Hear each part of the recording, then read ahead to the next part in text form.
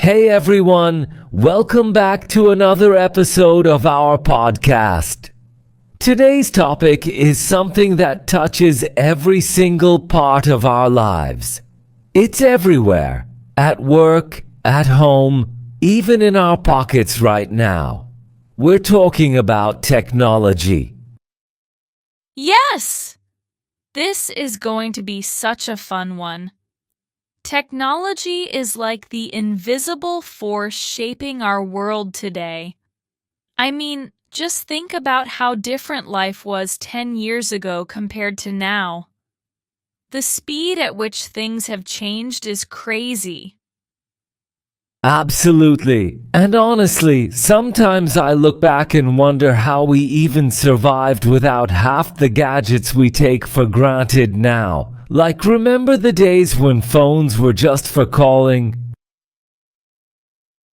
Haha, yes! I remember my first flip phone. It had those tiny buttons, and texting meant pressing the same key 3 times just to get one letter. It took me like 5 minutes to type a single sentence. Oh, I feel you. My first phone was this chunky old Nokia. The battery lasted forever though. You could drop it down a staircase and it would still work like new. And of course, it came with the legendary game Snake. Snake! Oh my gosh, yes, that was my first obsession. I used to get so competitive with myself, trying to beat my own high score. It was simple but addictive. See, that's the thing. Back then, technology was limited, but it felt magical. Now we carry smartphones that are basically tiny computers, and yet sometimes we don't appreciate them as much because we're so used to it. Exactly. And not just phones, think about computers. When I was a kid, using the family desktop was a whole event. The dial-up internet sound, the waiting for pages to load, the excitement of logging into MSN Messenger to chat with friends. Ha ha ha, the dial-up sound. That screechy robotic noise that went on forever before you could finally connect. And the worst part, if someone picked up the landline phone, boom, internet disconnected. Yes! Kids today will never know that pain. Now everything is instant, high-speed internet, video calls, streaming movies on demand. It's like living in a sci-fi movie compared to our childhood. And speaking of movies, don't you find it funny how futuristic films from the 80s and 90s imagine technology? Like flying cars, robots taking over, holograms everywhere. Some of it is still a dream, but some parts have actually come true. So true. Look at video calling. We used to watch cartoons or movies where characters could see each other through screens and it felt impossible. Now, FaceTime and Zoom are just normal parts of daily life. And AI too. Back then, AI was always portrayed as scary robots. Now we have AI assistants in our phones, smart homes, and even apps that write essays or make art. Exactly. It's fascinating how quickly science fiction has turned into science fact, but you know what's interesting? Even with all these advancements, people still get nostalgic about older technology. Oh yeah, like vinyl records making a comeback or people collecting old gaming consoles. There's a charm in older tech. It reminds us of simpler times. Definitely. For me, one of the most nostalgic things is the sound of a VHS tape rewinding, or the clunky click of an old keyboard. They weren't efficient, but they had personality.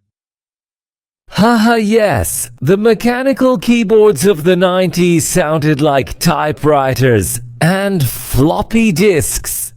The fact that we used to store important files on those tiny things blows my mind. Right? And now we carry terabytes of data on a drive smaller than our thumb. It's insane. Technology has not only changed how we live, but also how we think. Sometimes I wonder if we've become too dependent on it. That's such a good point. Imagine a day without internet or smartphones. I think people would panic. Haha, probably. No GPS, no food delivery apps, no streaming, no instant messaging. Society would collapse in 24 hours. Haha, true. But on the flip side, technology has given us so much convenience, connection, and opportunity. So it's this constant balance between the positives and the challenges. Exactly, and that's what makes talking about technology so fascinating. It's not just gadgets, it's culture, lifestyle, even psychology. Yes, and I feel like we've only scratched the surface. Let's go deeper into how technology has shaped our personal lives, from childhood to now, and even where we think it's headed in the future. Perfect, let's do it. You know, Alex, when I think about technology shaping my teenage years, the first thing that comes to mind is social media. Back then, it wasn't Instagram or TikTok. It was Orkut, Facebook, and even MySpace for some people. Haha, yes.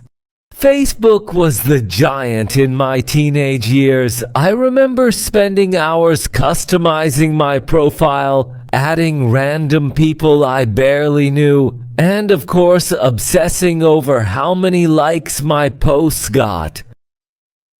Same! And those cringy status updates like Mia is feeling bored or Mia is listening to music. Looking back now, I can't believe how much we shared without even thinking. Haha, guilty. I had posts like Alex is hungry, someone bring pizza. Like, who was I even talking to? No one was going to deliver me pizza because of a Facebook status. Ha, that's hilarious. And remember the endless photo albums? People would upload hundreds of pictures from one birthday party. Yes. And every picture had those early 2000s filters. Way too much contrast, random borders, and of course the classic sepia tone. Ha, true. But even with all that, it was magical. Social media felt like this new world where you could connect with friends anytime. Definitely, but you know what else defined that era? Instant messaging, MSN, Yahoo Messenger, and later WhatsApp. I used to spend hours after school just chatting online. Oh, yes, I had a whole ritual. Come home, drop my bag, grab a snack, and then log into MSN. The excitement when your crush came online was unmatched. Haha, exactly. And that little nudge feature, when you shook someone's chat window just to annoy them. I think I overused it to the point where my friends threatened to block me. Ha, guilty here too. But instant messaging really shaped how we learned to communicate. Short texts, emojis, abbreviations, those were the early steps into the digital language we use today. Speaking of digital language, do you remember how we used to type like GR8 instead of great or you instead of you? It was a whole new dictionary. Yes! And now autocorrect fixes everything, but back then we thought we were so cool creating our own language. Haha, true. And let's not forget gaming. Online games started booming when we were teens. Counter-Strike, World of Warcraft, even simple browser games. Suddenly we were competing with people across the world. Oh my gosh, yes, I was obsessed with The Sims. I could spend hours building houses, controlling characters, and making up entire stories. It was like my little escape. That's awesome. For me, it was FIFA. I'd play against friends and it would get so competitive that we'd end up arguing over referee decisions, just like in real soccer. Haha. Ho. Haha, that sounds so familiar. I think gaming gave us that early taste of virtual worlds where you could be anyone and do anything. Exactly. And sometimes it also gave us funny fails. I once spent 3 hours on a game level only to accidentally press the wrong button and delete my progress. I nearly cried. Haha, oh no! I did something similar in The Sims. I accidentally trapped my characters in a house with no doors and they just didn't make it. I felt so guilty, like I had actually harmed them. Haha, that's dark but hilarious. See, those moments are unforgettable. They show how emotionally attached we got to digital experiences. Totally! And that's what makes teenage technology so special. It wasn't perfect, but it was our first taste of living part of our lives online. Exactly. And little did we know that was just the beginning. Social media, gaming, and messaging were only the warm-up for the explosion of technology in our adult lives. So true! We thought we were advanced back then, but compared to now, it was just the starting line. And speaking of now, maybe we should dive into how technology has completely transformed our adult lives, the way we work, study, shop, and even date. Yes, let's go there. That's going to be fun. All right, Mia, so now we've covered our teenage tech adventures. Let's talk about how technology exploded in our adult lives. Honestly, I feel like the biggest game changer has been smartphones. They've turned into our everything: wallet, camera, calendar, entertainment hub. Oh, absolutely. It's like we carry the world in our pockets now. I can't even imagine traveling without Google Maps. Back in the day, people carried printed maps or asked strangers for directions. Now, one tap and we're guided street by street. Yes, and not just maps. Think about food delivery apps. I remember when ordering food meant calling a restaurant, waiting for them to pick up, and awkwardly repeating your order. Now with apps, you just tap, pay, and track your food in real time. Ha, exactly. And online shopping too. I used to spend entire weekends hopping from store to store. Now I scroll through thousands of products from my couch. One click, and something shows up at my doorstep the next day. Convenience level 100. But sometimes it's a trap. I've ordered things at midnight that I absolutely didn't need just because they were one tap away. Ha, guilty here too.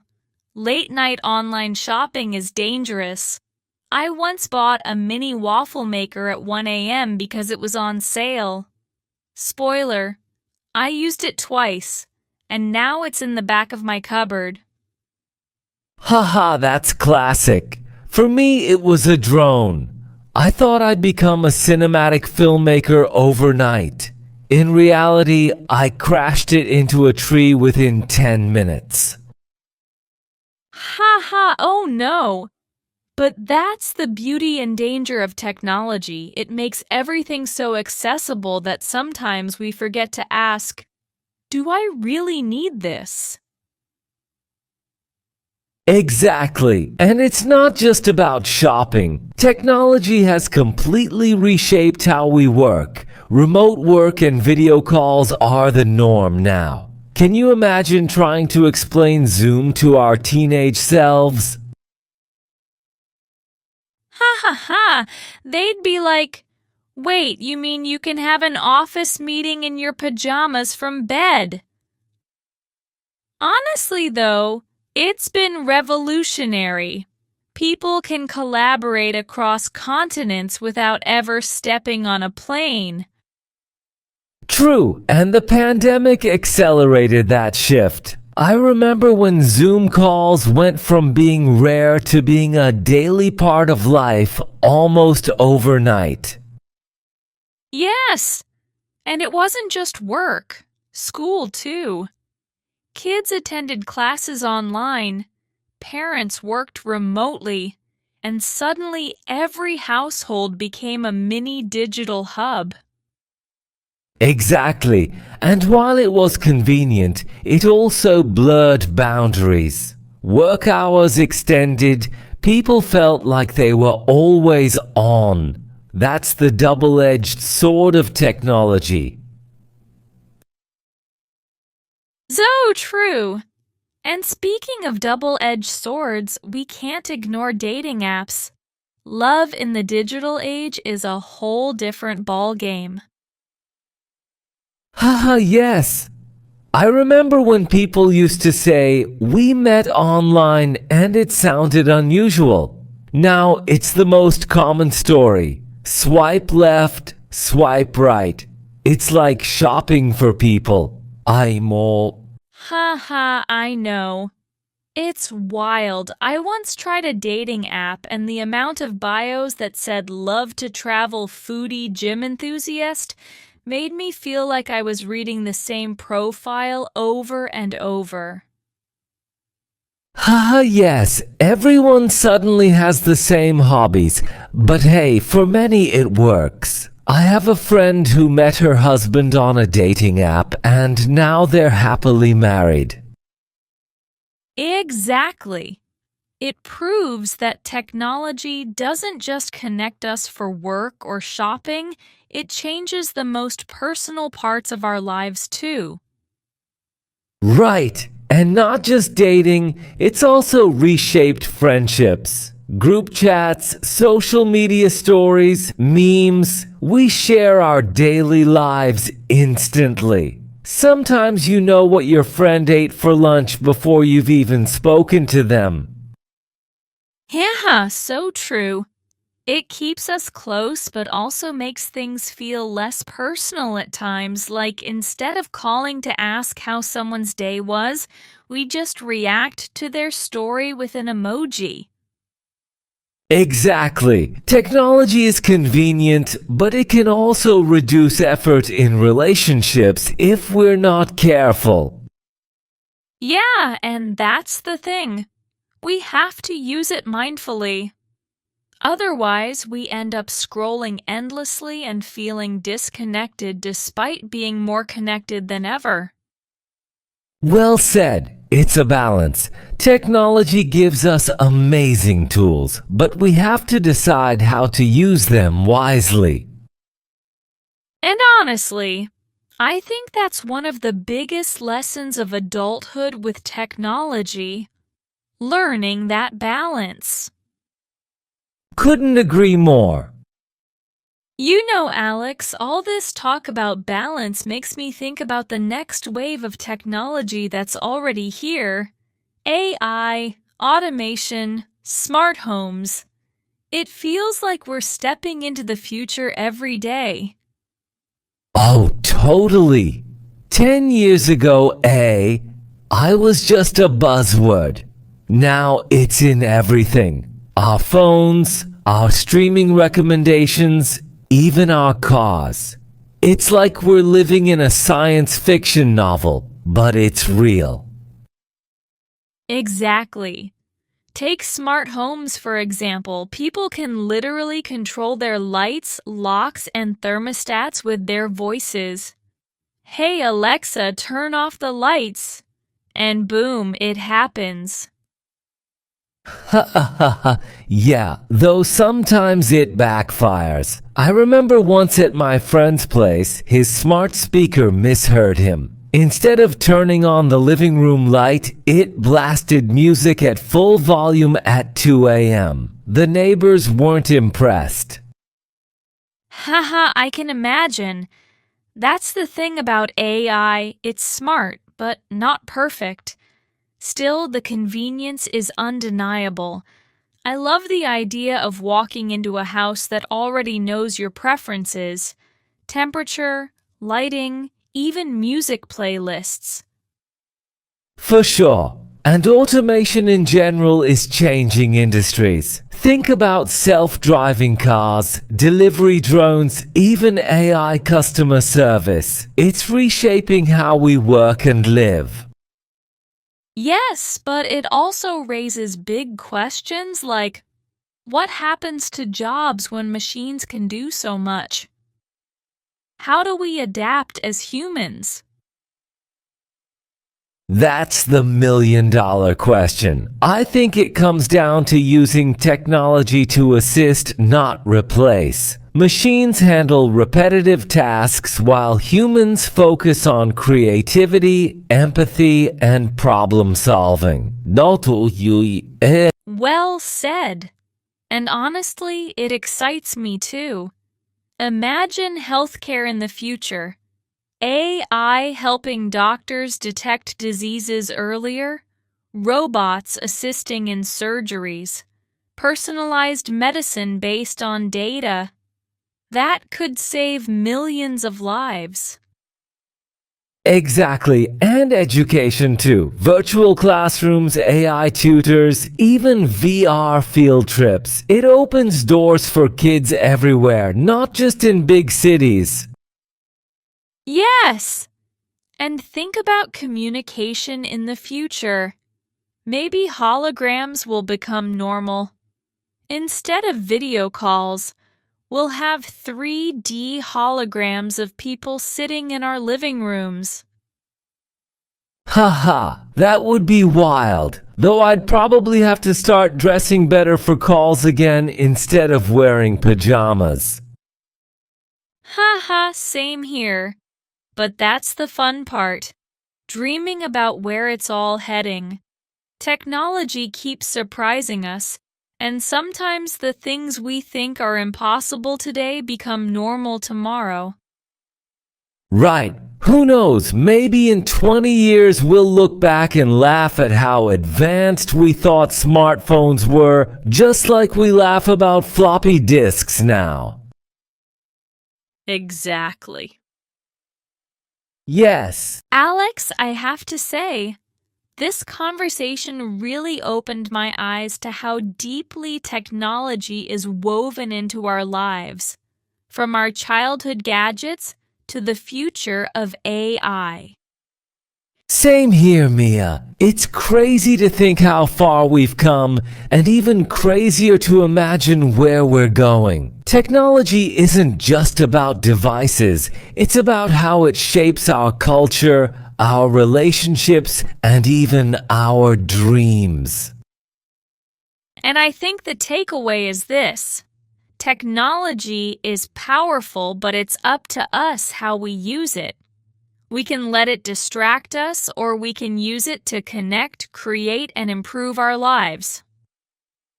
Well said. And with that, we'll wrap up today's episode talking about technology.